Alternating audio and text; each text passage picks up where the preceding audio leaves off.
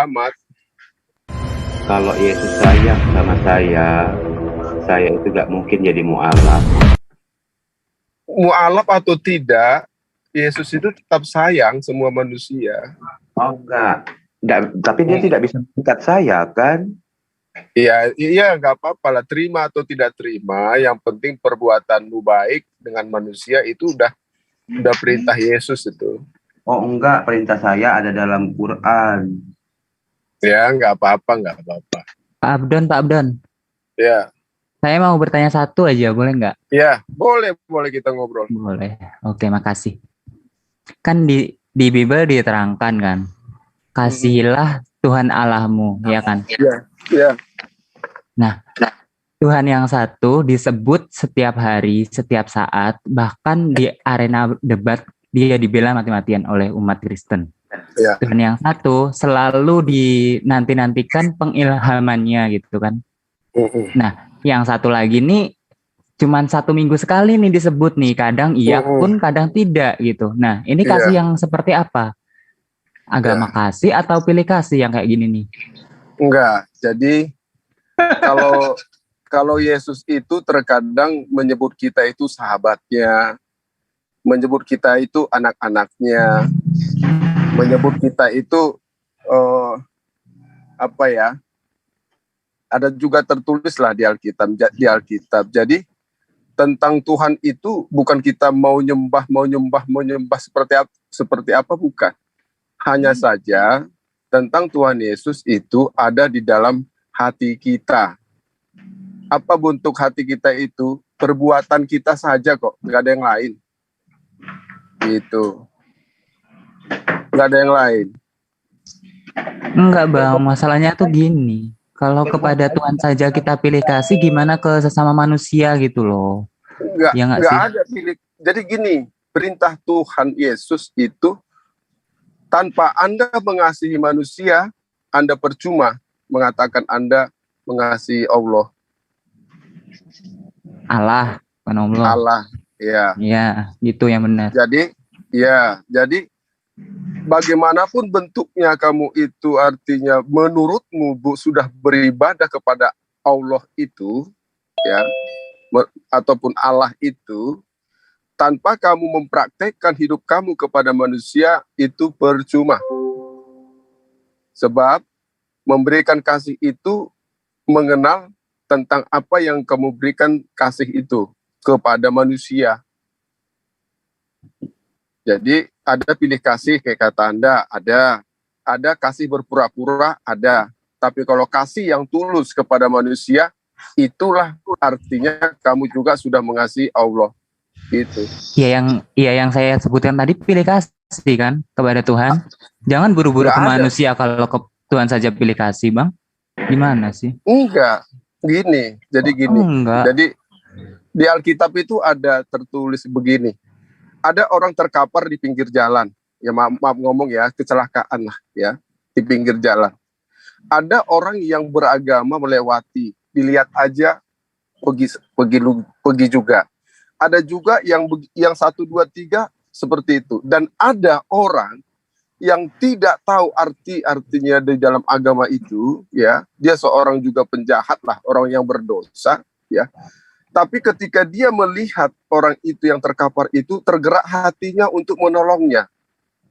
Nah, Yesus mengatakan, siapakah di antara orang itu yang benar? Ya tadi itu, orang yang terakhir tadi. Ya, orang penjahat itu tadi yang merasanya dia berdosa tapi menolong. Itulah yang benar. Gitu. Baik, saya tanggapi boleh? Ya. Silakan Guru Nda. Oke, makasih. Jadi kalau Saudara Abdul memberikan gambaran orang yang kecelakaan, orang yang terkapar saja harus ditolong. Ya, orang terkapar loh, ini sifatnya duniawi, harus ditolong. Maka bagaimana kemudian orang yang terkapar akhiratnya, terkapar di kehidupan berikutnya, mereka harus ditolong. Karena itulah kemudian Rasulullah Muhammad SAW itu datang kemudian disampaikan oleh Allah sebagai pembawa kabar gembira dan juga sebagai penolong bagi umat manusia. Al-Quran menerangkan itu dengan jelas. Ini saya sudah terangkan tadi pagi ya. Bagaimana kemudian Al-Quran mengurai bahwa baginda Rasulullah Muhammad SAW itu diutus oleh Allah hanya sebagai pembawa kabar gembira dan pemberi peringatan. Jadi ketika ada kesalahan, ada kesesatan, maka umat baginda Rasulullah Muhammad SAW harus menyelamatkan mereka, harus menyampaikan kebenaran itu, harus menyampaikan berita gembira itu. Kalau yang tadi saudara sampaikan bahwa orang yang terkapar harus ditolong, harus dibantu, terkapar aja oleh karena kecelakaan, apalagi mereka yang hatinya buta, hatinya tuli, yang kemudian tidak mau mengindahkan ajaran para nabi. Maka kami umat Islam dipanggil kemudian untuk menyelamatkan mereka. Wa ma arsalnaka illa mubasysyiran wa natsira. Ini panduan dalam kehidupan. Nah, apakah kemudian juga Yesus sama mengajak mereka orang-orang ini menyelamatkan orang-orang ini yang terkapar akhiratnya? Iya. Di mana diterangkan itu? Jelas di dalam Matius 5. Apa yang diterangkan oleh Yesus? Jika engkau ingin memperoleh hidup yang kekal, maka laksanakan aturan mainnya Tuhan. Apa itu? Amalkan hukum Torah. Jangan kau hilangkan. Lalu kemudian ajarkan kepada seluruh umat manusia. Maka engkau akan memperoleh hidup yang kekal. Engkau akan memperoleh tempat tertinggi di hadapan Tuhan. Artinya bahwa Islam maupun Yesus sama-sama kemudian mengajarkan untuk menyelamatkan manusia. Nah, sekarang Al-Quran mempunyai koridor. Nah, ini juga harus diuji. Apakah keautentikan Al-Quran ini benar-benar mutlak adanya sebagai firman Tuhan? Di dalam surah Al-Baqarah ayat 15.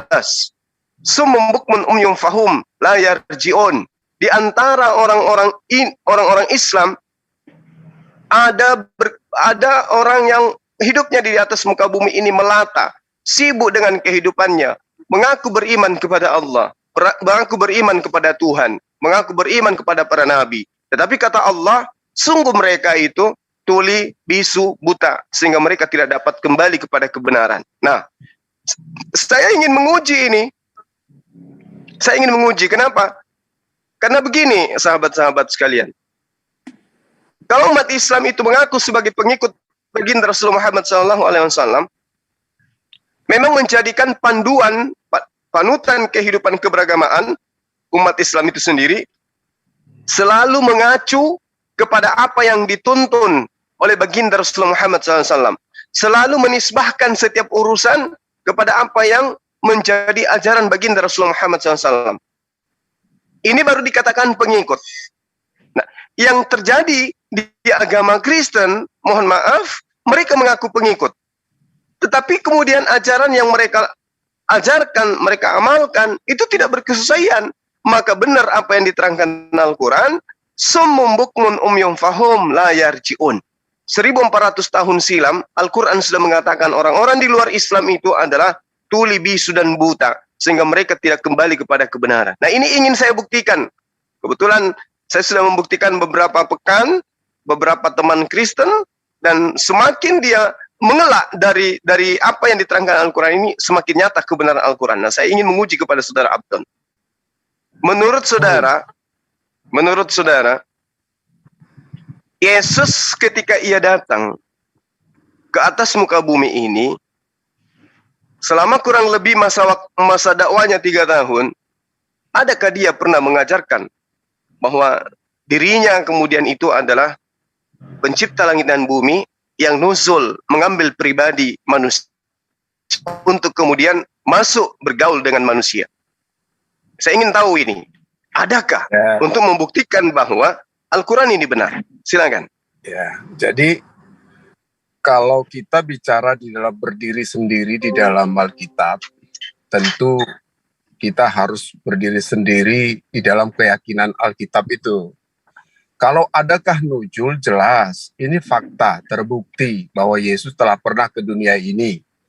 Kalaupun itu hanya cerita, tetapi ini dituliskan di dalam Alkitab, di dalam kitab suci. Terserah Anda mengakui atau tidak, dan ini nyata.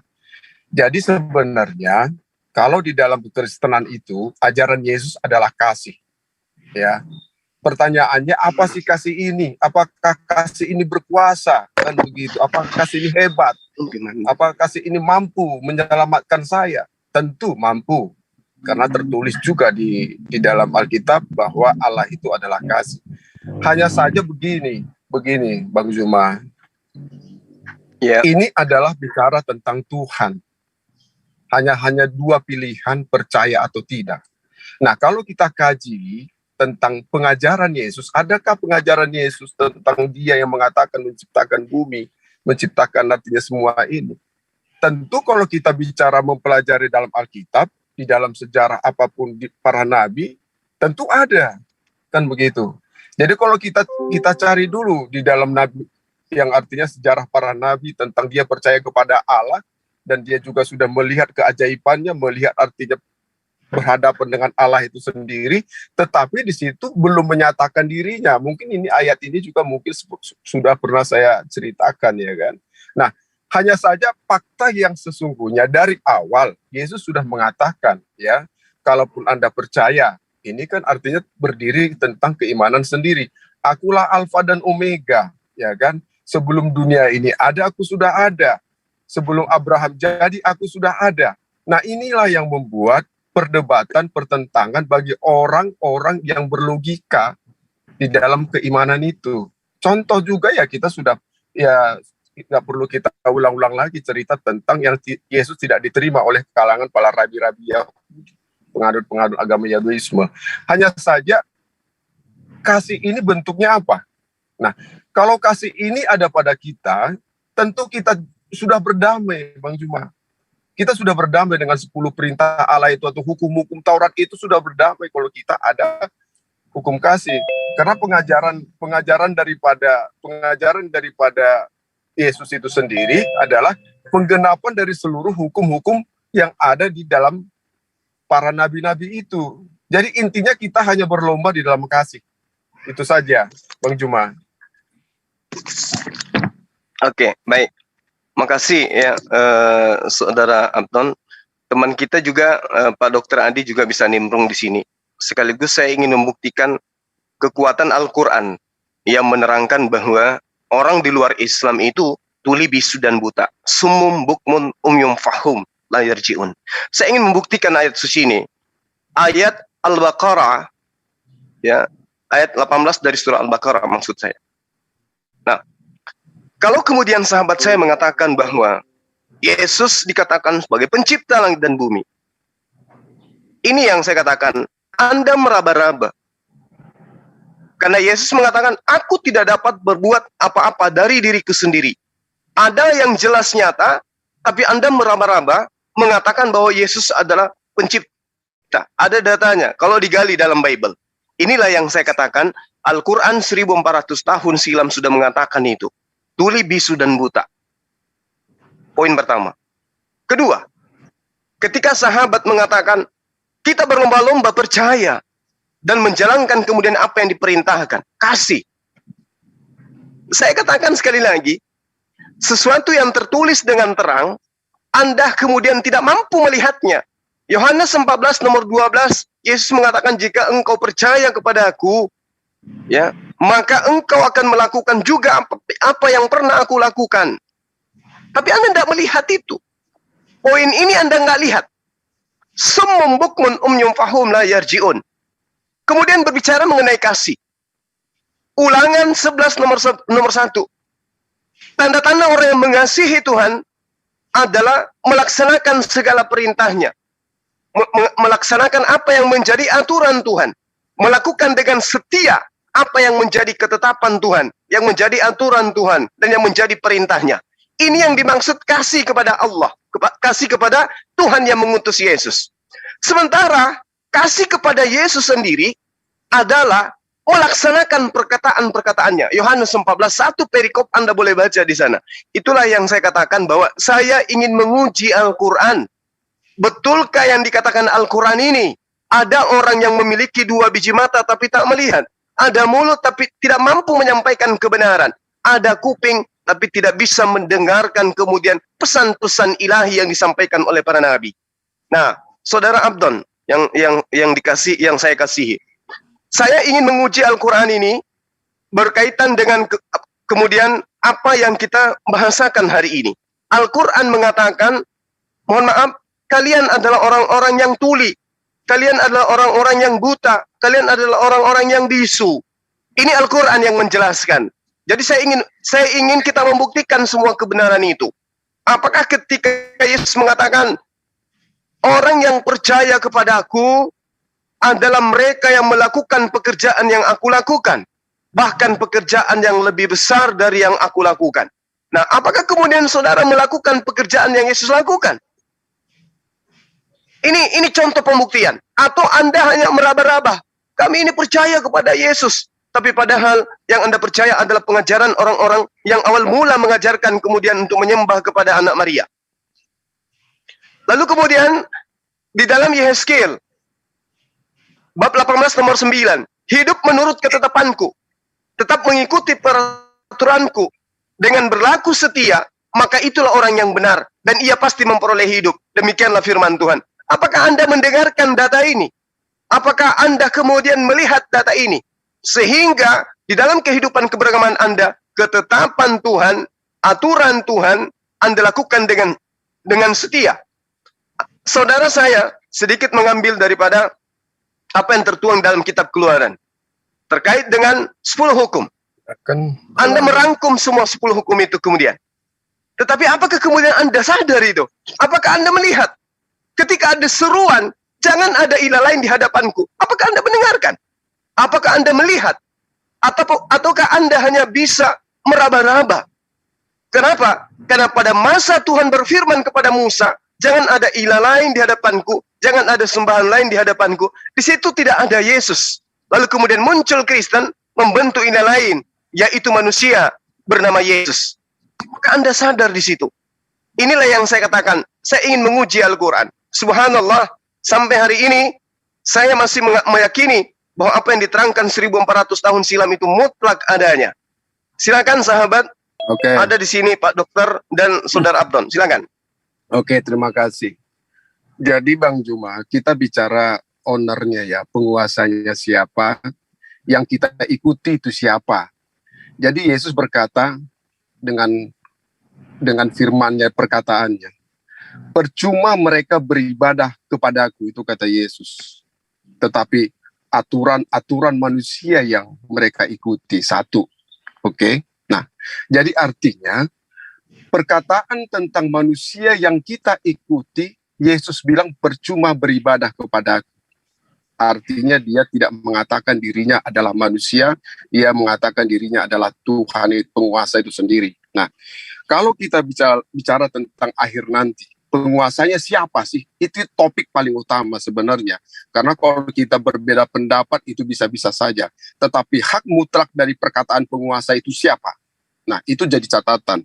Nah, di Lukas 21 kita bisa baca ya, yaitu di Lukas 21 itu ayat 25 sampai seterusnya, kedatangan anak manusia, perumpamaan tentang pohon ara. Nah, di akhir ayat itu berkata, Yesus berkata kepada orang-orang, sesungguhnya angkatan ini tidak akan berlalu sebelum semuanya terjadi. Langit dan bumi akan berlalu, tetapi perkataanku tidak akan berlalu.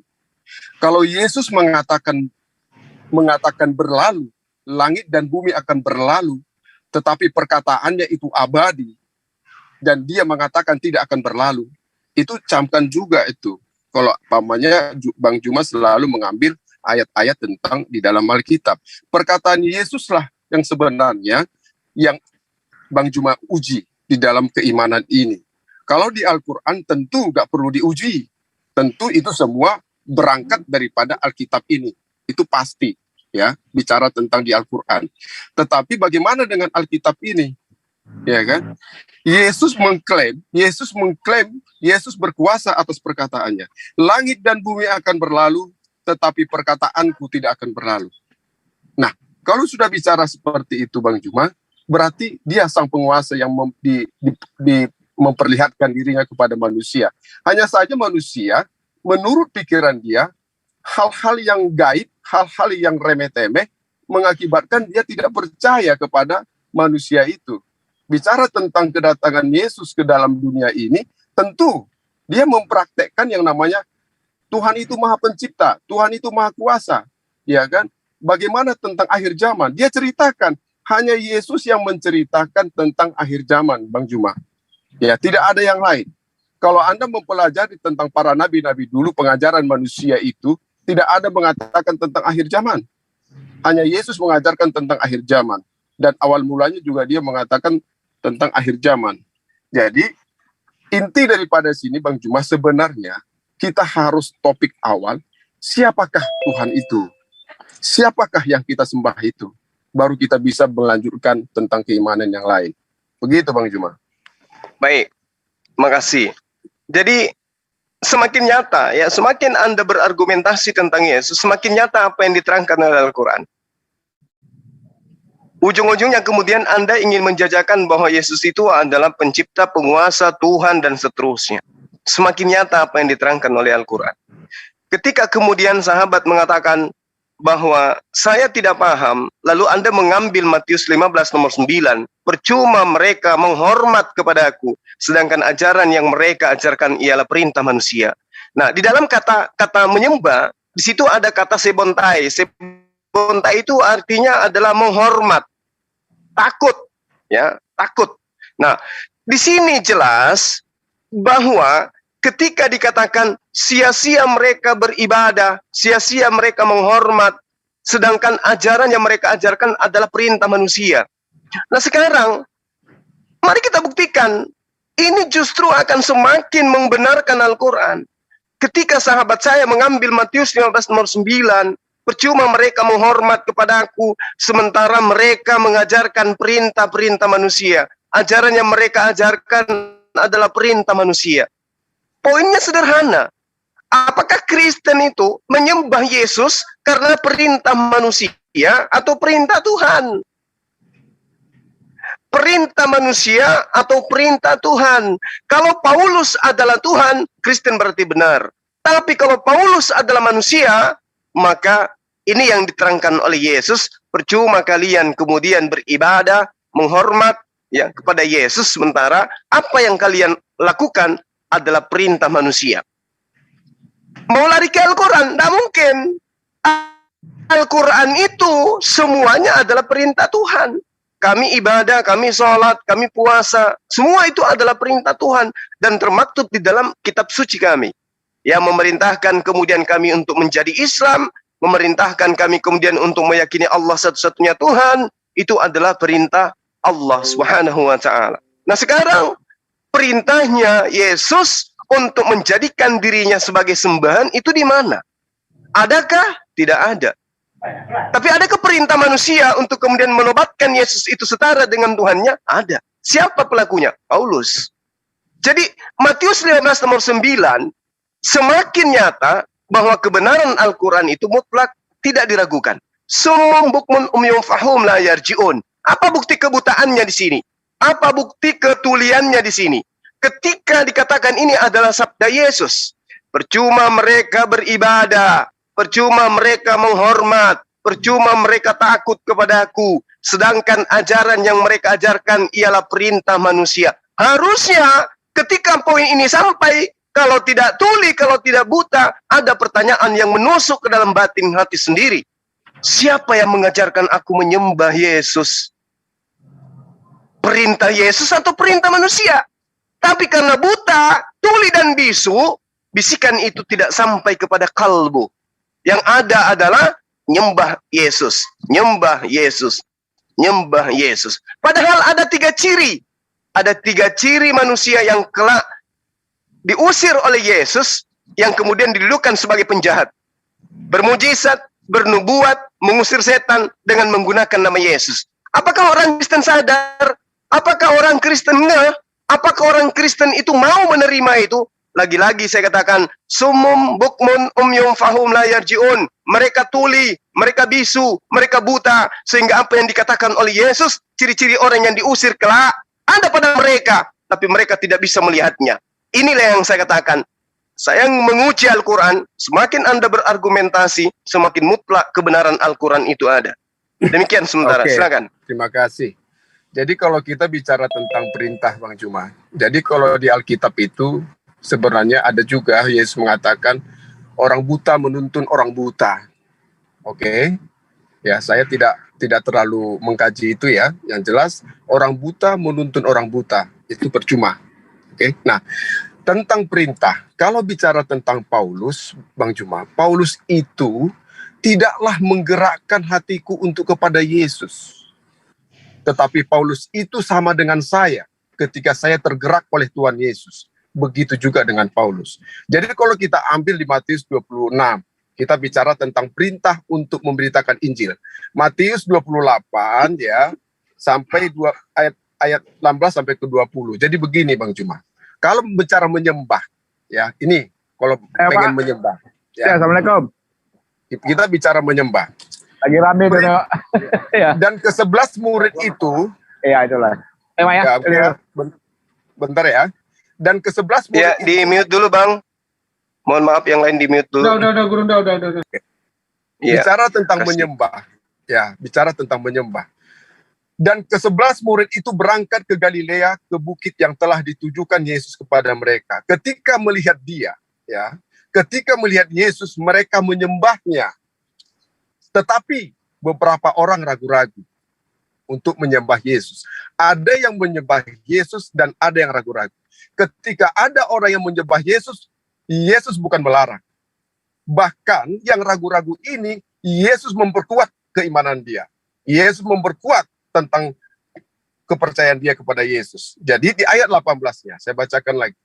Yesus mendekati mereka dan berkata, "Kepadaku telah diberikan segala kuasa di sorga dan di bumi." Dia yang mengatakan itu, ya. Karena itu, pergilah, jadikanlah semua bangsa muridku, dan baptislah mereka dalam nama Bapa dan Anak dan Roh Kudus, dan ajarlah mereka melakukan segala sesuatu yang telah kuperintahkan kepadamu. Dan ketahuilah, aku menyertai kamu senantiasa sampai kepada akhir zaman. Jadi Yesus mengatakan menjamin sampai kepada akhir zaman pun Yesus memberikan artinya perlindungannya, menyertai orang itu. Jadi bicara kita konteks, kita khususkan dulu menyembah. Di ayat ini, di ayat 17 ini, Matius 28 di ayat 17 ini, ketika melihat Yesus, ketika melihat dia, mereka menyembahnya. Tetapi beberapa orang ragu-ragu. Nah, di ayat 18, Yesus mendekati mereka dan berkata, "Kepadaku telah diberikan segala kuasa di sorga dan di bumi." Pertanyaannya timbul, kenapa dia memberikan perkataan itu, segala kuasa telah diberikan kepadaku, dengan catatan dia yang mengatakan itu. Ya, segala kuasa di bumi dan di surga telah diserahkan kepadaku. Nah, ini untuk memperkuat kepada orang yang ragu-ragu. Dan Yesus tidak melarang orang yang ragu-ragu itu, dan juga tidak melarang orang yang menyembah dirinya. Oke? Tetapi dia memperkuat dirinya, mengatakan dirinya bahwa dia sesungguhnya adalah juru selamat itu. Ya kan? Dia adalah Tuhan bagi manusia itu. Tanpa Yesus, dunia ini tidak akan terselamatkan. Tanpa Yesus, dia yang mengatakan siapapun manusia tidak terselamatkan. Sebab manusia itu tidak bisa menyelamatkan dirinya sendiri. Itulah perkataan Yesus mengatakan keleman dari hidupnya, dari kehidupannya di dunia ini, mengatakan kuasanya. Jadi Bang Juma, kalau ini sudah dikatakan bahwa Yesus sudah mengatakan segala kuasa telah diserahkan kepadanya di bumi dan di surga. Nah, ya jadi ya tentu ini tergantung kepada pendalaman apakah Bang Juma ada di ruangan saya atau tidak. Tetapi kalau Bang Juma di sini adalah ruangan Bang Juma adalah orang yang ragu-ragu yang mau menyembahnya. Tetapi ya kebetulan nih, keberuntungan buat saya bahwa saya di dalam ruangan yang menyembah Yesus. Bukan Paulus yang saya sembah. Itu jauh.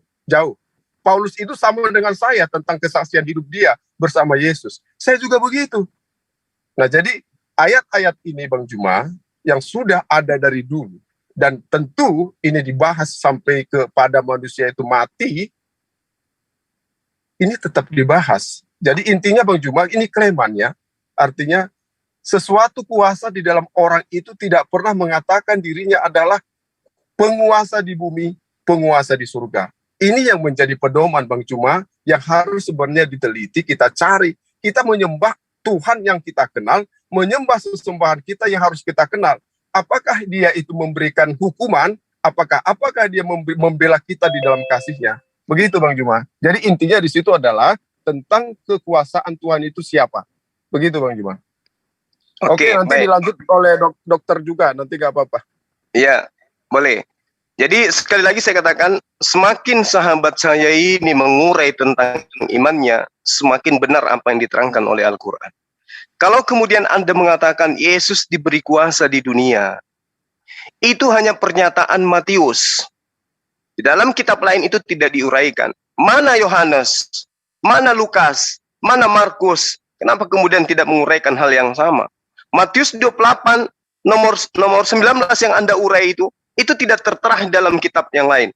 Bahwa Yesus diberi kuasa di dunia dan juga di surga. Ini pernyataan orang yang kemudian mengaku sebagai murid. Sementara ending daripada Matius 28 itu hanya ada pada nomor 15-nya. Bahwa berita yang tersiar sampai hari ini adalah tentang tentara upahan, bukan tentang Yesus itu diberi kuasa di dunia dan di surga. Kenapa? Karena ketika di Yesus di dunia, dia tidak memiliki kuasa apa-apa. Menjadikan Bani Israel menjadi pengikutnya saja dia tidak mampu. Menjadikan Yudas untuk tidak berkhianat saja itu tidak mampu dia. Berarti tidak ada kuasa di dunia. Sementara di surga, terkait dengan penghakiman, diterangkan di dalam Yohanes 5 nomor 27. Dan Yesus dan Tuhan telah memberikan kuasa kepada Yesus untuk menghakimi. Kenapa? Karena Yesus adalah anak manusia. Yesus menerima pangkat, menerima wewenang. Dari siapa? Dari Tuhannya. Untuk apa? Untuk menghakimi. Kenapa dia diberi? Karena dia manusia. Sesuatu yang diberi sudah pasti dia bukan pencipta langit dan bumi. Tapi hal ini tidak sampai. Anda tidak mendengarkan. Anda tidak melihatnya. Anda bisu untuk mengatakan kebenaran itu. Kenapa? Al-Quran sudah menceritakan 1400 tahun silam. Yesus mengatakan, ketika Anda mengatakan dia diberi kuasa, dia mengatakan, aku tidak bisa berbuat apa-apa dari diriku sendiri. Hal itu tidak Anda dengarkan. Anda hanya meraba-raba ke poin-poin yang lain. Lalu kemudian, sahabat saya, ketika Anda mengatakan bahwa orang buta menuntun buta, Anda coba lihat di dalam Kisah Para Rasul 9. Bagaimana kemudian Paulus memulai karirnya dengan posisi buta. Di dalam Kisah Para Rasul 9, di situ cerita yang dibangun kemudian, Paulus terbang ke tanah, lalu kemudian dia mendengarkan suara dari langit. Saulus, Saulus, mengapakah engkau menganiaya aku? Kalau ini suara Tuhan, ya, berarti Yesus salah. Karena kenapa? Yesus mengatakan, engkau tidak akan mendengarkan suara Tuhan. Tidak ada orang yang kemudian bisa hidup. Nah, ini pembuktian bahwa yang didengarkan oleh Saulus, satu, bukan Tuhan, dua, atau ini hanya karangan dia. Hanya berpura-pura. Sebagai jalan untuk menjadi pengikut Yesus. Agar dipercaya sebagai pengikut Yesus. Lalu kemudian, di dalam Kisah Para Rasul 9, di data nomor 9-nya dikatakan, 3 hari lamanya kemudian ia buta, ia tidak bisa melihat. 3 hari lamanya ia tidak makan dan tidak minum. Ini cerita Lukas tentang gurunya Paulus. Artinya kalau Anda mengatakan orang buta menuntun buta, Anda lah yang kena. Karena Paulus sempat buta. Ya, lalu kemudian dia mengajarkan sesuatu yang tidak berdasar terhadap firman Tuhan. Apa yang dikatakan oleh para nabi? Semua para nabi mengajarkan sebelum Yesus, sebelum datangnya kemudian Paulus. Bahkan Yesus itu sendiri. Dengarlah hai orang Israel, Tuhan kita esa, Tuhan itu satu. Ya, itu diterangkan dalam Ulangan 4. Tuhan Allah tidak ada lain kecuali dia. Ulangan 4 nomor 35. Akulah Allah, tidak ada yang lain. Akulah Allah dan tidak ada yang seperti aku. Yesaya 46 nomor 9. Jangan ada padamu ilah lain di hadapanku dan seterusnya. Keluaran 20 nomor 3 sampai nomor 5. Bahkan Yesus dalam Markus 12 nomor 29, hukum yang terutama adalah, dengarkan wahai orang Israel, Tuhan Allah kita, Tuhan itu esa. Ketika Yesus mengatakan, dengarkan wahai Israel, Tuhan Allah kita, Tuhan itu esa. Apakah Anda mendengarkan? Tidak. Summum bukmun umyum fahum la yarji'un. Anda mengatakan Tuhan itu tidak esa. Tuhan itu ada 3 pribadi. Ada Bapa, ada Anak, dan ada Roh Kudus. Anda tidak mendengarkan seruan Yesus. Dengarlah wahai Israel, Tuhan kita, Tuhan itu esa. Tuhan Allah kita, Tuhan itu esa. Jadi, ketika Yesus menekankan hidup kekal itu adalah mereka mengenal Engkau satu-satunya Allah yang benar, satu-satunya Tuhan yang benar, dan mengenal aku sebagai utusanmu, teman-teman Kristen tidak mendengarkan itu. Al-Quran menerangkan, summum bukmun umyum fahum la yarji'un. Semakin Anda mengulas tentang iman Anda, semakin kuat keimanan saya terhadap Al-Quran. Kalian adalah umat yang tuli, kalian adalah umat yang bisu, kalian adalah umat yang buta, sehingga tidak mampu memberikan sebuah implementasi dalam kehidupan keberagamaan tentang apa yang menjadi manifestasi daripada pengajaran Yesus kepada Bani Israel. Ganjilnya kemudian adalah agama Kristen yang dipelopori Paulus, ya, mengajarkan kepercayaan yang sangat jauh berseberangan, yaitu Trinitas terhadap pengajaran Yesus. Apakah kalian melihat itu? Perbedaan ketika Yesus mengatakan, dengarlah wahai Israel, Tuhan Allah kita, Tuhan itu esa. Dan Yesus ketika dilantik kemudian menjadi Tuhan di dalam Kisah Para Rasul 2 dan juga Roma 29 nomor 14. Apakah kalian melihat perbedaan itu? Tentu tidak. Kenapa? Summum bukmun umyum fahum la yarji'un. Subhanallah. Jadi saya katakan kepada sahabat saya bahwa apa yang Anda pertontonkan adalah indikasi yang kemudian menjadi bagian dari orang-orang yang kelak diklaim oleh Yesus sebagai penjahat. Menyembah Yesus, menuhankan Yesus, menyeru Yesus sebagai Tuhan. Lalu kemudian orang-orang yang bermujizat, bernubuat, lalu kemudian mengusir setan dengan menggunakan nama Yesus, itulah ciri-ciri orang yang akan diusir dan akan dihakimi oleh Yesus. Tapi apakah sahabat saya melihatnya?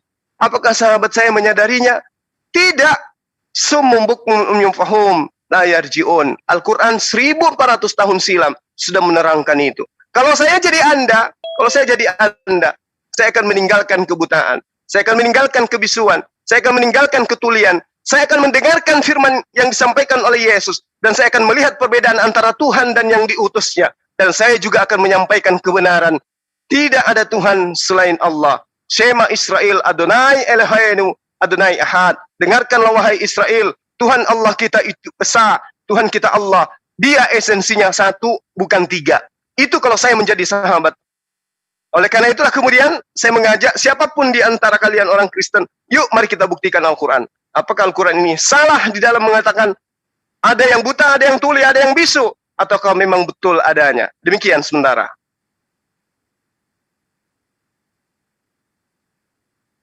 Baik, silakan Bang Abdon dibuka mute-nya. Oke, jadi terima kasih Bang Juma. Jadi konteks berulang-ulang sekali. Yesus selalu mengatakan tentang dirinya, ya, dan ini menjadi perdebatan, ya. Sebelum Quran ini ada, yang dibawakan oleh Rasul itu jauh sebelum ada Al-Quran. Yesus sudah berhadapan dengan orang-orang Yahudi tentang kebenaran dirinya. Jadi kalau Bang Juma mengulang lagi, ini tentu mengulang masa yang lalu lagi. Posisi Anda adalah posisi seperti orang-orang yang menyangkal dirinya. Itu fakta. Jadi, tidak perlu lagi Bang Juma artinya capek mengulas itu. Orang Yahudi itu, yang punya agama itu, ahli Taurat itu, ahli agama itu, menantang, ya, mengatakan Yesus itu, melarang, menghujat kealahan mereka. Bahwa Yesus menyatakan dirinya adalah anak Allah. Bicara tentang anak Allah, itu Bang Juma, itu adalah sebutan dirinya. Sebab sebutan anak itu tidak ada yang lebih tinggi daripada sebutan anak dari yang lain. Anda cari apa? Anak itulah sebutan daripada pewaris. Kalau kita bicara tentang logika pengertian bahasa manusianya. Tapi Yesus menyatakan dirinya adalah anak Allah, bahwa dia setara dengan Allah itu. Maka daripada itulah orang-orang Yahudi ahli Taurat itu melarang, menantang, tidak menerima perkataan dirinya disebut anak Allah. Bukan berarti secara logika kita berpikir berhadapan dengan manusia dan perempuan berhubungan menjadi anak. Bukan, Bang. Bukan begitu, Bang Juma. Jadi makna daripada perkataan Yesus menyebut dirinya adalah anak Allah. Dan pengklaiman dirinya tentang siapa dia. Ini kan tentang kita mengetahui tentang siapakah Yesus itu.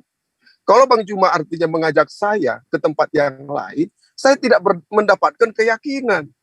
Tidak ada satupun menyatakan dirinya di dunia ini, hanya Yesus menyatakan dirinya penguasa surga dan penguasa bumi. Tidak ada yang lain. Karena apa? Dia menyelaraskan, menyamakan dirinya dengan manusia.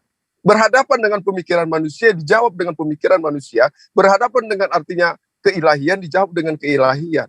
Kita bicara tentang keilahian Allah. Dia sudah mengatakan, Yesus, aku mengenal Bapa. Dia mengenal kealahannya. Bukan Bapa arti seperti anak dan Bapa, bukan. Dalam kealahan itu, di dalam keroh kudusan itu, di dalam kemanusiaan itu, Allah itu ada.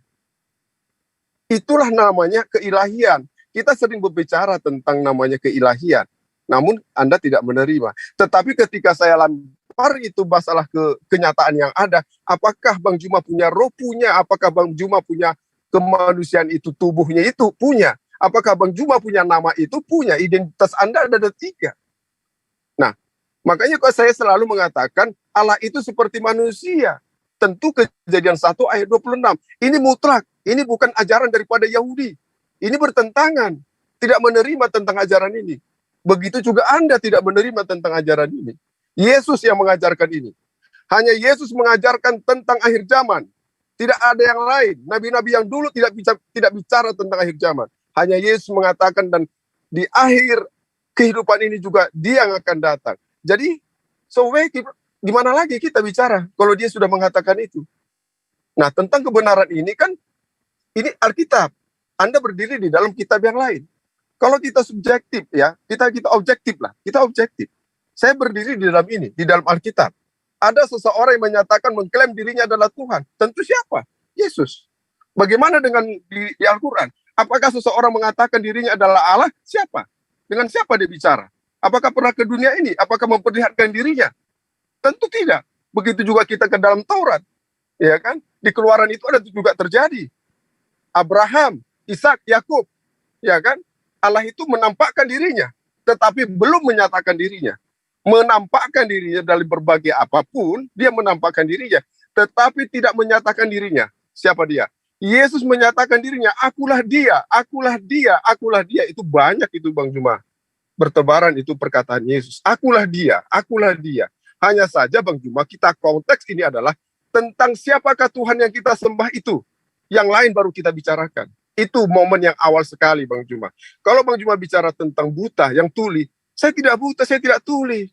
Saya berhadapan dengan Tuhan yang saya sembah. Bagaimana Tuhan saya ini jahat atau tidak? Bagaimana Tuhan saya ini berkuasa atau tidak? Berkuasa. Dia sudah menyatakan dirinya. Nanti dia akan datang lagi untuk menyelamatkan. Ya kan? Kalau Bang Juma pengen artinya berkuasa dalam bentuk keajaiban, dia punya. Menyembuhkan orang. Mendamaikan orang. Kalau dia artinya mau dibunuh, itu manusia. Dia memberikan kelonggaran kepada manusia itu. Tetapi dia abadi. Ya, dalam tubuhnya itu dia tetap abadi, apalagi dalam keilahian. Jadi momen yang kita bicarakan ini Bang Juma, konteks awal sekali yang penting ini adalah siapakah Tuhanku. Begitu Bang Juma.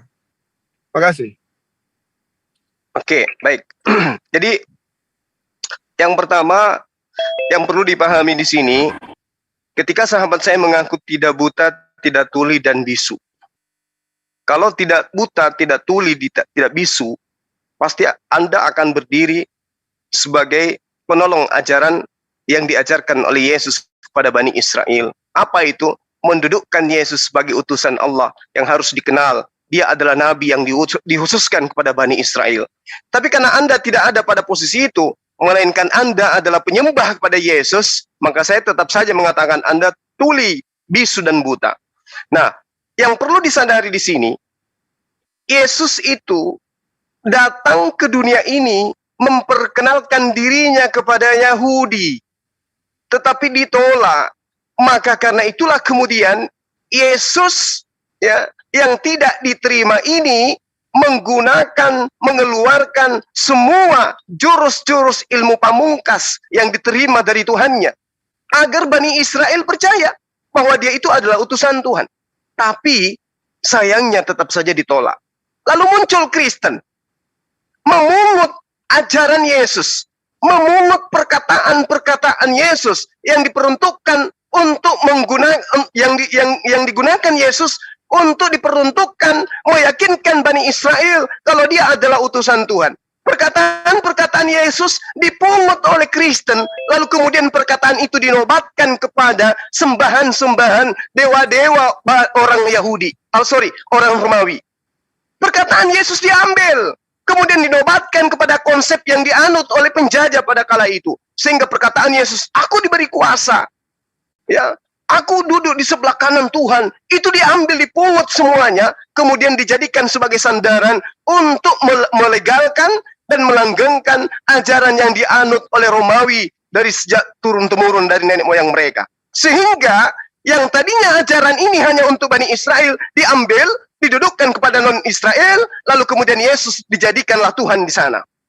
Kristen mengambil itu, lalu kemudian dinobatkan kepada dewa-dewa milik orang Romawi. Makanya pengajaran tentang konsep ketuhanan terhadap manusia, pengorbanan terhadap manusia, dengan darah manusia menebus dosa, itu tidak dianut di Yudaism. Tidak dianut di dalam ajaran para nabi. Tapi dianutnya di dalam ajaran pagan yang diajarkan oleh penjajah pada masa itu. Itu yang pertama.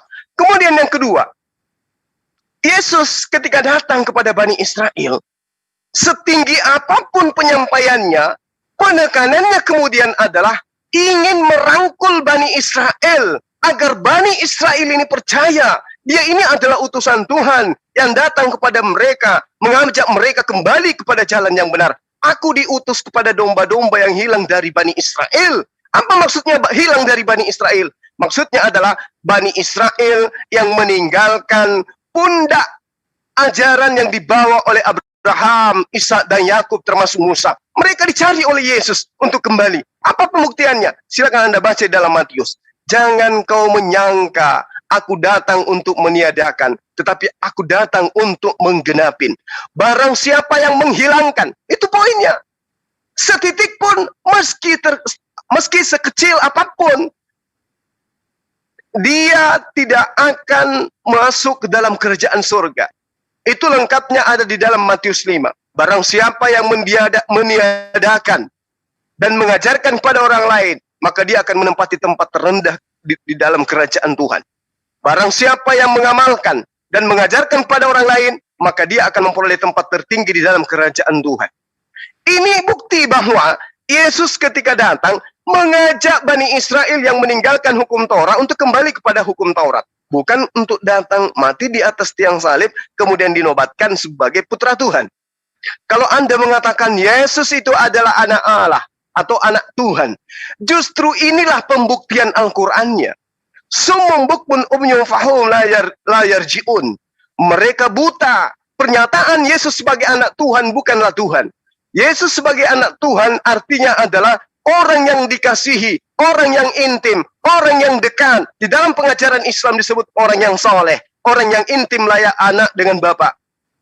Itu yang dikatakan sebagai anak Tuhan. Pembuktian terbaliknya kemudian adalah Yesus menyebut dirinya sebagai anak manusia. Berpuluh-puluh kali di hampir setiap kitab yang dikanon yang Anda imani sebagai firman Tuhan, itu Yesus menyebut dirinya sebagai anak manusia. Apakah Anda melihat itu? Tidak. Apakah Anda mendengar? Tidak juga. Apakah Anda menyampaikan? Tidak. Anda bisu untuk menyampaikan ajaran Yesus. Lalu kemudian ketika Anda mengatakan hanya Yesus yang mengajarkan hari kiamat, hanya Yesus yang mengajarkan akhir zaman. Subhanallah. Bertaburan ayat suci Al-Quran, di mana di dalam Al-Quran menceritakan fase per fase tentang hari kiamat, tentang hari akhir. Bagaimana kemudian akhir zaman diterangkan dalam Al-Quran, bahkan secara mendetail. Orang dibangkitkan dari kubur, kemudian dikumpulkan di padang mahsyar, kemudian mereka mengalami penghakiman, lalu kemudian mereka masuk ke dalam tempat mereka masing-masing berdasarkan dengan amal mereka. Terinci di dalam Al-Quran. Jadi kalau Anda mengatakan hanya Yesus, justru Yesus di dalam kitabnya, di dalam pengajarannya mengatakan, aku tidak tahu kapan hari kiamat, tapi Yesus hanya memberitakan akan adanya hari kiamat. Itu yang perlu Anda camkan. Bahwa seluruh nabi mengajarkan tentang adanya hari kebangkitan. Hari kebangkitan akan datang ketika kehidupan ini akan berakhir. Berarti seluruh para nabi mengajarkan akhir zaman, termasuk baginda Rasulullah Muhammad SAW. Kembali kepada tema saya ingin membuktikan Dan alhamdulillah, saya membuktikan hari ini, semakin Anda kemudian menjadikan Yesus itu sebagai Tuhan, maka semakin nyata kemudian Anda telah membenarkan, telah menjadikan diri Anda sebagai penggenapan tentang Al-Quran. Surah Al-Baqarah ayat 18. Terkait Yesus Anda sebutkan anak Tuhan. Anak Tuhan bukan berarti dia harus mati di atas tiang salib. Kemudian dia dibunuh untuk menebus dosa manusia. Kenapa? Kalau Anda tidak buta, Anda akan melihat Amsal 2 nomor 22, Amsal 3 nomor 25, Amsal 3 nomor 33, Amsal 4 nomor 14, Amsal 4 nomor 17, Amsal 4 nomor 19, Amsal 5 nomor 22, Amsal 6 nomor 12, dan seterusnya. Bahwa poin yang diajarkan di dalam kitab hikmah ini adalah orang munafik, orang fasik akan menjadi pengganti daripada orang yang benar. Pengkhianat akan menggantikan hukuman bagi orang saleh. Orang-orang fasik yang dijadikan oleh Tuhan untuk menggantikan orang yang benar. Sehingga siapapun dia yang berkhianat terhadap orang benar, dialah yang harus mati di atas tiang salib untuk menggantikan orang yang benar ini. Ini dalil, ini data bagaimana kemudian kitabnya Nabi Daud yang kemudian kalian sebut dengan kitab Amsal, itu diterangkan bahwa kutuk Tuhan di dalam rumah orang fasik berlaku pada orang fasik untuk menggantikan orang-orang yang diberkati. Ini data, ini dalil bagaimana kemudian Allah menggantikan Yesus yang harusnya diselamatkan, digantikan kemudian dengan orang yang berkhianat terhadap dia. Diterangkan di dalam kitab Amsal. Banyak data, banyak dalil yang mengatakan itu. Tapi apakah kemudian saudara melihatnya? Apakah saudara mendengarnya? Apakah saudara mampu untuk menyampaikan itu kepada manusia? Ternyata tidak. Sumum bukmun unyum fahum la yarji'un. Silakan. Oke, makasih. Jadi ini bolak-balik saja Bang Juma. Artinya Bang Juma itu adalah penyangkal ketuhanan Yesus. Itu saya tidak salahkan, tetapi Yesus dalam Alkitab ini betul, sudah menyatakan dirinya. Ya, dalam penyangkalan Anda, artinya Yesus mengatakan bahwa Anda tidak mengenal Allah, ini tertulis di dalam Alkitab, ya. Jadi begini. Jadi kalau kita lari ke konteks daripada Alkitab, ya. Jadi saya ambil juga di ayat ini biar kita bicara tentang ayat-ayat, ya. Di sini disebut bahwa Yesus Tuhan itu adalah Tuhannya manusia, bukan Tuhannya agama, ya. Yesus berkata di sini, ada lagi padaku domba-domba yang lain, yang bukan dari kandang ini. Domba-domba itu harus kutuntun juga, dan mereka akan mendengarkan suaraku, dan mereka akan menjadi satu kawanan dengan satu gembala. Nah, Yesus berbicara tentang ini adalah, Yesus berbicara tentang dirinya adalah pengembala yang baik. Ya, kata-kata yang baik, pengembala yang baik, itu tentu bukan berasal dari setan. Ya kan? Nah, kenapa Yesus mengatakan ada lagi padaku domba-domba yang lain? Artinya Yesus bukan di dalam domba yang mengikuti Yesus saja, ya, bukan kita saja yang mengikuti Yesus itu diselamatkan, tetapi ada juga orang-orang yang lain yang akan dituntun oleh Yesus itu sendiri. Siapa yang bisa menuntun kita, Bang Juma? Nabi satu pun tidak akan bisa menuntun kita pada akhir zaman, tidak ada satu pun. Hanya Yesus mengatakan untuk menyertai kamu sampai di akhir zaman. Jadi ini yang harus kita pelajari dulu. Masalah Anda menyangkal dan tidak beriman kepada Yesus, tentu Anda tidak mempelajari dari awal mula itu dan tidak percaya kepada Yesus. Nah, kalau bicara akhir zaman, di Quran sendiri pun bicara tentang akhir zaman, tidak ada kata lain selain daripada Isa Al-Masih. Oke, saya tidak samakan dulu. Ya, siapa Isa Al-Masih itu? Tentu Anda yang mengimani. Tidak ada kata akhir zaman selain daripada Isa Al-Masih. Tentang hari kiamat itu Isa Al-Masih. Di Alkitab juga bicara seperti itu. Ya kan? Nah, tentu kita kan berdasarkan tentang ketuhanan kita bicara. Saya berdasarkan tentang perkataan Tuhan itu, bukan perkataan manusia. Kalau kita bicara dalam Alkitab itu, Anda tidak percaya itu perkataan Tuhan, tentu saya juga tidak memaksakan. Tapi ini real bahwa Alkitab ini sudah dipegang oleh orang. Ya, nubuatan-nubuatan oleh Yesus yang tentang akhir zaman tentu akan terjadi peperangan, akan terjadi bunuh-membunuh, akan terjadi yang lain-lain, itu komplit di sana. Itulah tanda-tanda akhir zaman. Kalau Yesus mengatakan waktunya, tentu dia tidak akan memberikan waktunya kapan, tetapi dia memberikan tanda-tanda akhir zaman. Ya kan? Nah, jadi tolong ini Bang Juma, kita belajar di dalam ketuhanan. Kita bukan belajar di dalam perintah manusia. Ini perintah Yesus, ya. Apakah kita mengenal Allah? Tentu tidak. Sebelum Yesus datang ke dunia ini, tidak ada yang mengatakan dirinya adalah Allah. Tidak ada yang lain selain daripada Yesus. Jadi, dia mengatakan seperti itu Bang Juma, jauh sebelum Quran ini juga ada. Dia sudah bertentangan, berdebat dengan orang-orang Yahudi. Nah, jadi bicara tadi, Bapa mengasihi aku, oleh karena aku memberikan nyawaku untuk menerimanya kembali. Tidak seorang pun mengambilnya daripadaku. Bayangkan tuh Bang Juma, Yesus mengatakan, tidak seorang pun yang mengambil daripadaku, melainkan aku yang memberikannya menurut kehendakku sendiri. Tuh, itu bicara tentang kehendakku sendiri, ya. Aku berkuasa memberikannya dan berkuasa mengambilnya kembali. Inilah tugas yang kuterima dari Bapakku. Nah, bicara tentang Bapakku, Anda kebingungan barangkali. Bapakku ini tentang keilahian dia, tentang kekuasaan dia, tentang kealahan dia. Tetapi ya dia berbicara dalam dampak manusia, tampak manusia.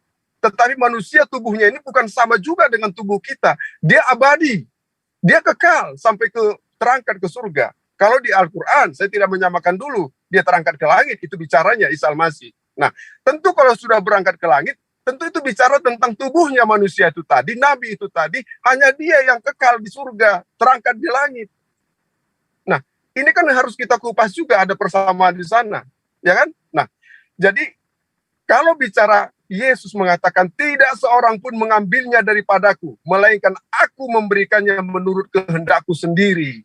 Nah, kalau sudah bicara tentang kehendakku sendiri, bagaimana dengan Anda menguraikan kata-kata Yesus ini? Kalau Anda mengatakan aku tidak bisa berbuat apa-apa dari diriku, tentang apakah itu?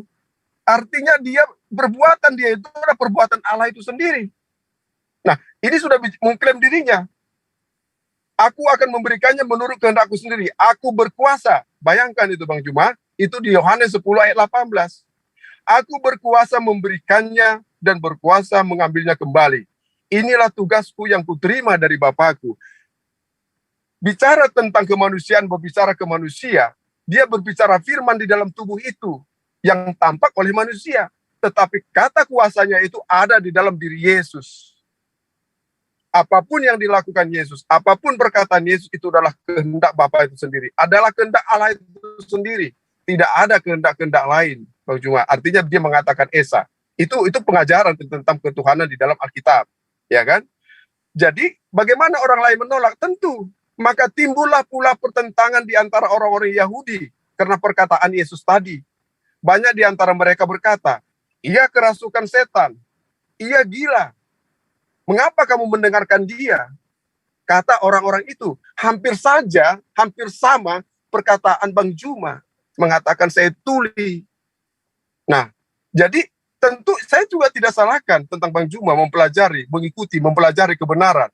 Yesus juga berkata, ujilah kebenarannya. Yesus berkata seperti itu, ujilah kebenarannya. Nah, tentu kita saling menguji kebenaran di dalam ayat-ayat ini. Tentu di dalam titik ini koridornya kebenaran itu menguji itu adalah tentang kasih sayang, bukan tentang masalah yang lain-lain, ya kan? Nah, disinilah perkataan-perkataan itu, Bang Juma, yang lain juga berkata, bukan perkataan orang yang kerasukan setan.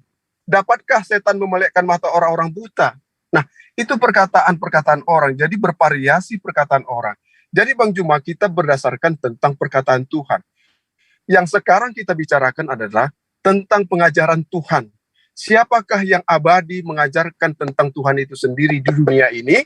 Apakah manusia atau nabi? Apakah Tuhan itu sendiri? Tentu saya percaya kepada Tuhanlah yang mengajarkan aku tentang ketuhanan. Begitu Bang Juma. Makasih. Ya, pernyataan terakhir Anda percaya bahwa Tuhan yang mengajarkan tentang Tuhan kepada Anda. Tidak percuma Yesus mengatakan, iblislah yang menjadi bapakmu dan kamu mau melakukan keinginan-keinginan Bapa. Jadi Bapa ini disebut oleh Yesus sebagai iblis. Dan ada sekelompok orang kemudian yang menjadikan iblis ini sebagai Bapa, sehingga konsep ketuhanan harus diajarkan oleh Sang Bapa. Harus diajarkan oleh Tuhan itu sendiri. Yesus ditolak karena Yesus datang mengajarkan dirinya sebagai nabi. Kemudian datang seorang Bapa yang mengaku sebagai utusan Tuhan, yang mengaku sebagai orang yang berada di dalam Yesus Kristus yang kemudian mengajarkan keinginan-keinginannya, dan itu yang Anda amalkan hari ini. Ya, ketika Anda mengambil data di dalam Yohanes 10, ya ini yang saya katakan, Anda buta. Anda tidak bisa membaca keseluruhan dari poin yang diajarkan oleh Yesus. Aku memberikan hidup yang kekal kepada mereka dan mereka pasti tidak akan binasa sampai selama-lamanya. Seorang pun tidak akan merebut mereka dari tanganku. Bapakku yang memberikan mereka kepadaku lebih besar daripada siapapun. Apakah Anda dapat membaca itu? Tidak. Anda tidak mampu membaca itu. Karena kenapa? Anda lebih mengedepankan penyembahan yang aspek kekuatannya berasal dari ajaran yang di luar daripada pengajaran Yesus. Iblislah yang menjadi bapakmu dan kamu mau melakukan keinginan-keinginan bapakmu itu. Sehingga apa yang ditorehkan oleh Yesus, Bapakku lebih besar oleh siapapun, ya, Anda tidak mampu untuk menelaah itu lebih jauh. Kemudian, ketika Yesus mengatakan, domba-dombaku ada dari luar kandang ini, Anda harus tahu bahwa yang dikatakan domba di sini adalah Bani Israel. Dan kemudian ketika Yesus datang, tidak semua Bani Israel ada di hadapannya Yesus. Tetapi ingat, di dalam Matius 10, nomor 5, nomor 6, Yesus berpesan kepada murid-muridnya, agar murid-muridnya ini menjelajahi lorong ke lorong, gang ke gang, untuk mencari Bani Israel, domba-domba Yesus, agar mereka diajarkan apa yang menjadi titipan Yesus kepada mereka. Sampaikan kepada mereka, aku diutus kepada domba-domba yang hilang dari Bani Israel. Dan Yesus berpesan kepada ke-12 muridnya, agar tidak ke bangsa lain, tetapi kepada bangsa murid-muridnya. Inilah domba-domba yang lain yang di luar kandangnya Yesus yang dimaksud. Bukan Kristen. Kristen itu bukan domba. Catat, Kristen itu bukan domba, tetapi hal yang menyerupai domba. Ingin menyerupakan diri mereka dengan pengikut Yesus. Sementara Yesus mengatakan, di dalam Yohanes 10 yang Anda kutip, aku mengenal muridku, aku mengenal dombaku, dombaku mengenal aku, mereka mengikuti aku, dan mereka mengikuti aku dan mendengarkan perkataanku dan mendengarkan aku, kata Yesus. Apakah Anda menjadi Kristen karena mendengarkan Yesus atau mendengarkan Paulus? Apakah Anda menjadi penyembahnya karena mendengarkan Yesus atau mendengarkan Paulus? Apakah Anda kemudian meninggalkan hukum Taurat yang menjadi ketetapan Tuhan bagi Bani Israel, dan kemudian dihapuskan, dibatalkan hukum-hukum dan segala ketetapan di dalamnya karena Anda mendengarkan Yesus? Tentu tidak. Anda mendengarkan Bapak Paulus yang mau agar keinginan-keinginannya Anda lakukan dalam kehidupan keberagamaan Anda. Sekali lagi saya katakan bahwa apa yang diterangkan Al-Quran, semakin Anda berargumentasi, semakin kuat apa yang nyata di dalam Al-Quran itu. Lalu kemudian Anda mengatakan, Isa Al-Masih datang memberitakan tentang kiamat. Subhanallah. Al-Quran menerangkan lebih jauh begini. A'udzubillahi minasyaitonirrajim. Bismillahirrahmanirrahim. Wa innahu la ilmul lis-sa'ah. Fala tamtarunna biha. Wattabi'uni hata siratul mustaqim. Dan sungguh Nabi Isa alaihissalam benar-benar menjadi pertanda akan datangnya hari kiamat. Dari mana Rasulullah Muhammad SAW itu tahu kalau kedatangannya yang kedua bertanda akan datangnya hari kiamat? Kenapa beliau yang datang pada sesi yang kedua? Kenapa bukan Abraham? Kenapa bukan kenapa bukan Musa? Kenapa bukan baginda Rasulullah Muhammad SAW? Karena satu-satunya utusan Tuhan di atas muka bumi ini yang didudukkan setara dengan Tuhan hanyalah Isa alaihissalam, sehingga ia datang kemudian sebelum hari penghakiman untuk menyadarkan orang-orang, hai, aku ini hanya utusan Tuhan, ani abudullah rabbi wa rabbakum, aku menyeru kepada Bani Israel untuk menyembah kepada Tuhanku dan Tuhanmu, aku tidak pernah mengajarkan agar mereka menuhankan diriku. Dia datang untuk menyadarkan itu. Yang saya takutkan Anda mati di dalam kekufuran, belum bertemu dengan Nabi Isa yang mengajak Anda kembali kepada ajaran Islam, kemudian Anda meninggal dan kekal di neraka. Ini yang saya takutkan. Ini yang saya takutkan. Sehingga Al-Quran menerangkan, wala yasuddannakumus syaitan innahu lakum aduwwum mubin. Janganlah kamu sekali-kali dipalingkan oleh setan. Sungguh setan itu musuh yang nyata bagimu. Siapa yang memalingkan siapa? Siapa yang memalingkan Bani Israel dan orang-orang yang kemudian mengaku sebagai Israel rohani untuk mendudukkan Yesus yang manusia itu sebagai Tuhan, ilah lain selain daripada yang diajarkan oleh Abraham. Siapa mereka? Mereka adalah tokoh-tokoh yang kemudian sudah mendapatkan julukan, mendapatkan jabatan dari Kekaisaran Romawi, yang kemudian berpencar ke atas muka bumi, mengajarkan manusia untuk kembali menyembah putra dewa matahari, dan Yesus adalah sebagai tameng untuk mendudukkan ajaran itu. Terakhir, kalau Anda mengatakan Yesus itu adalah Tuhan, satu-satunya dia, karena dia kembali ke dalam surga. Ini yang saya katakan. Al-Quran menerangkan summum bukmun umyum fahum la yarji'un. Terangkat ke surga, ada Henok, ada Elia. Itu terangkat ke surga tanpa melalui kematian malah. Tetapi apakah Anda melihatnya? Apakah Anda mendengarkan? Atau Anda bisu untuk menyampaikan itu? Tidak ada orang Kristen yang berani mengatakan, bukan hanya Yesus yang naik ke langit, tetapi Henok juga, Elia juga naik ke langit. Nggak ada orang Kristen yang berani mengatakan itu. Kenapa? Summum bukmun umyum fahum la yarji'un. Mereka bisu, mereka tuli, mereka buta untuk menyatakan kebenaran. Jadi semakin Anda mengurai kebenaran yang Anda punya, semakin nyata kebenaran Al-Quran. Ya, bahwa apa yang ditorehkan oleh para nabi itu sangat bertentangan dengan apa yang Anda torehkan hari ini. Yesus Anda tuhankan, yang adalah Nabiullah, yang adalah Rasulullah, yang mengajarkan dirinya hanya utusan kepada Bani Israel. Namun sangat disayangkan, Anda tidak mampu mengatakan itu, Anda tidak mampu mendengarkan itu, dan Anda tidak mampu membaca poin-poin pengajaran Yesus yang datang kepada Bani Israel. Demikian. Oke, ini silakan yang lain. Terima kasih. Penutup nih, terakhir. Silakan. Jadi begini, cuma saya yakin Anda itu percaya kepada Al-Quran. 100% Anda percaya. Jika Anda percaya tentang siapa itu Isa Al-Masih, Anda akan pelajari itu. Jadi saya ambil tadi ayat mengatakan tentang Yesus. Ya.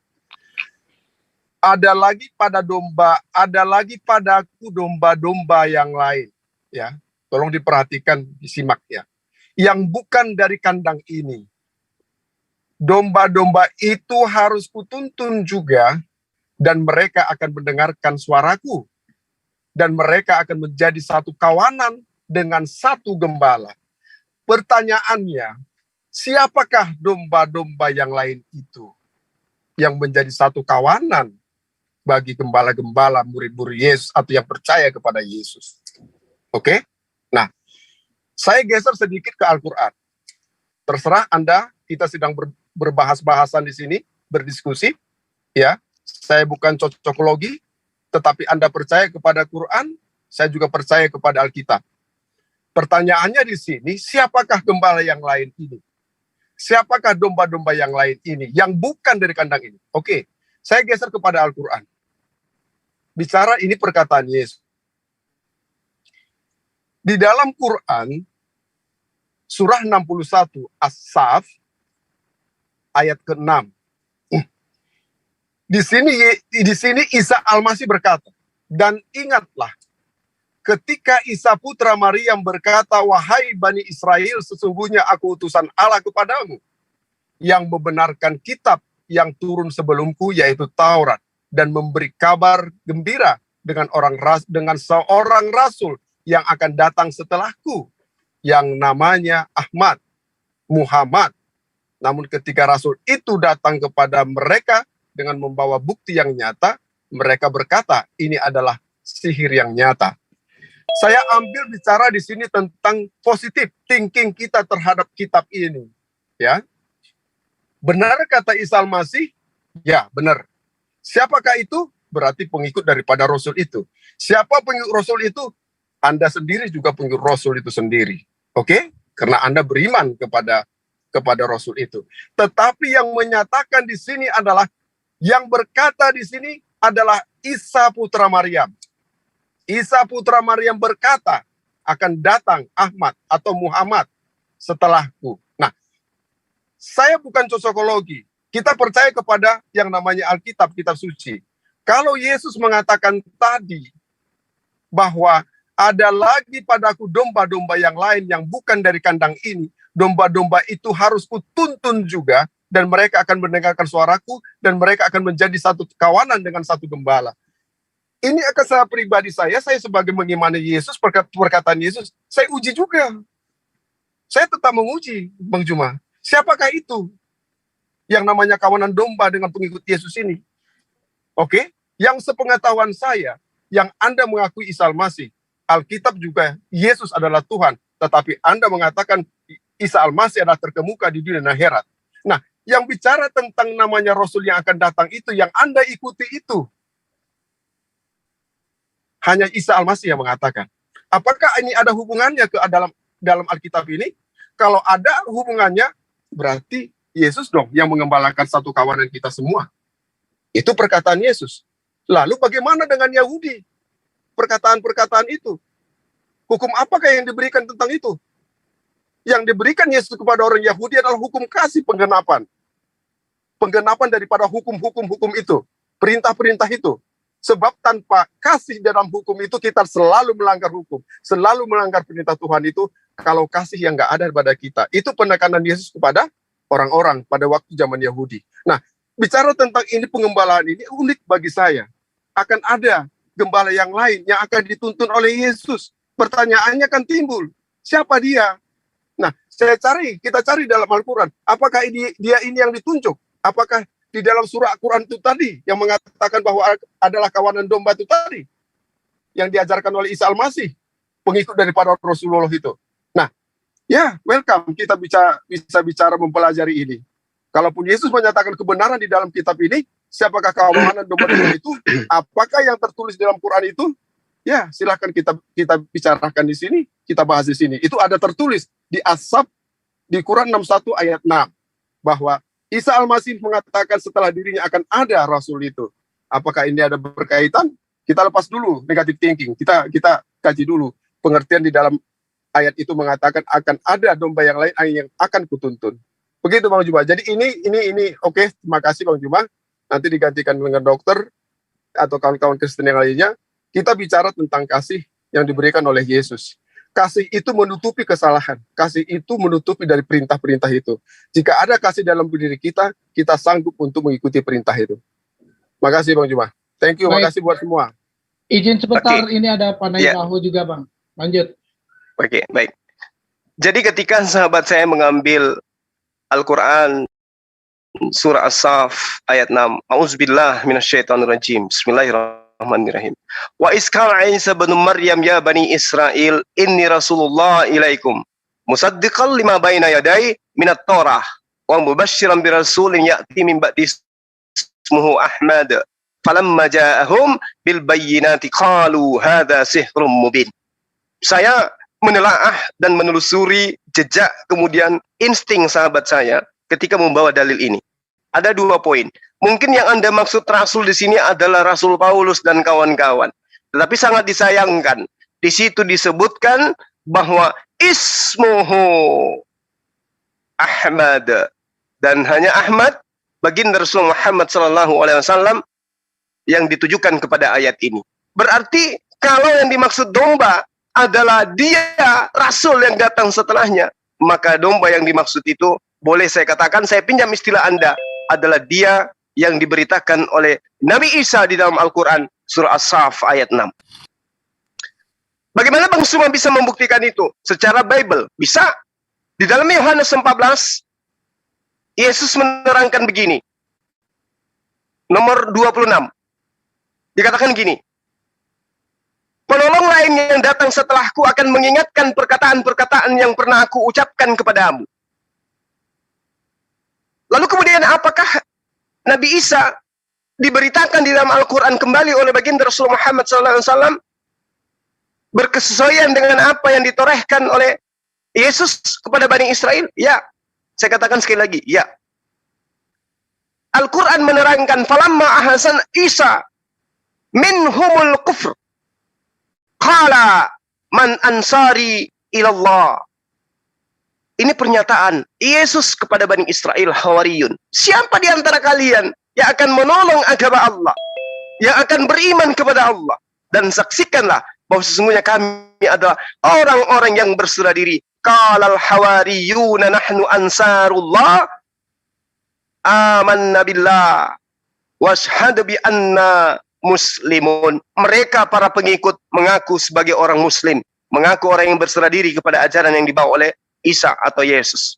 Nah, kemudian ketika dikatakan bahwa Nabi itu akan datang, Rasul setelahku itu bernama Ahmad, lalu kemudian Anda kaitkan dengan domba, maka domba yang dimaksud di sini adalah mereka yang menyeru dan mengimani Nabi Isa alaihissalam adalah utusan Allah kepada Bani Israel. Apakah kemudian umat Islam mengaku itu? Ya, kami mengamini. Kami mengaminkan Nabi Isa, Yesus, diutus kepada domba-domba yang hilang dari Bani Israel, dan dia adalah utusan kepada Bani Israel. Artinya, kalau Anda kemudian bebas menafsirkan data itu, di dalam Matius 10, ada domba-domba yang diutus di luar daripada Bani Israel, maka saya mengatakan bahwa itu tidak lain dan tidak bukan adalah mereka yang mengakui bahwa kedatangan Nabi Isa, kedatangan Yesus itu hanya sebagai Nabi, bukan sebagai Tuhan. Lalu kemudian, yang terakhir, ketika Anda kemudian mengatakan Anda sebagai domba, yang di luar daripada kandang yang diberitakan oleh Yesus, yaitu Kristen. Saya hanya ingin Anda kemudian menelaah kembali apa yang ditorehkan oleh penulis kitab Yohanes. Khususnya di dalam Yohanes 1, Yohanes 2. Siapakah pendusta itu? Pendusta itu menurut data di nomor 19-nya, di 1 Yohanes 2, memang mereka berasal di antara kita. Tapi mereka tidak sungguh-sungguh, alias hanya berpura-pura sebagai pengikut.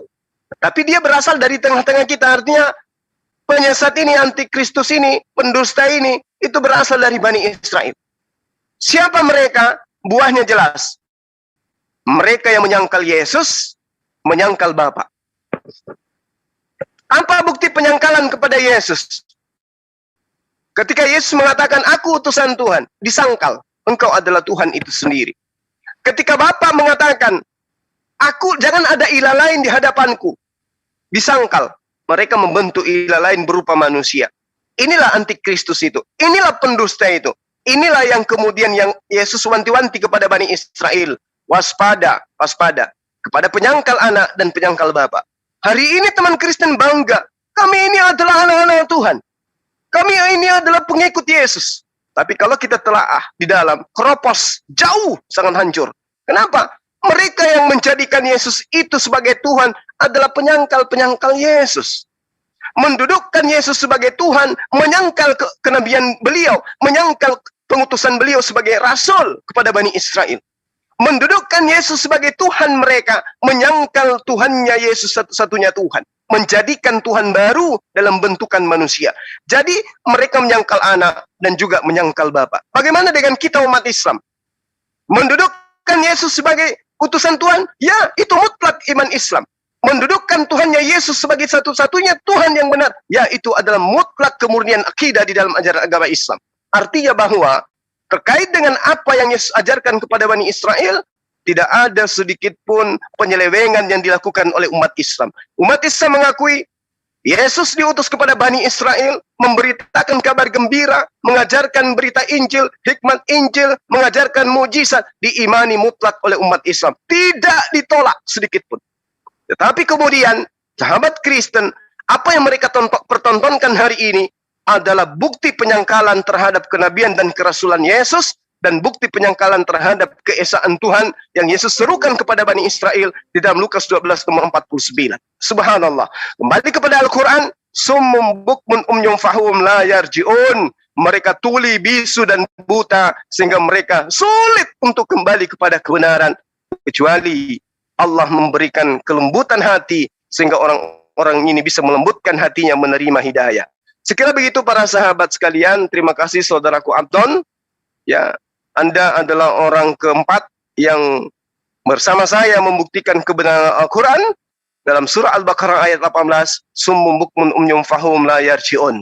Semoga akan tampil Kristen-Kristen yang lain untuk membantu saya meyakinkan umat Islam bahwa Al-Quran itu mutlak 100% kalamullah, sehingga tidak boleh kemudian ditinggalkan jika ingin memperoleh hidup yang kekal, yaitu jannah. Saya kira demikian para sahabat, terima kasih netizen dan teman-teman yang ada di Zoom ini.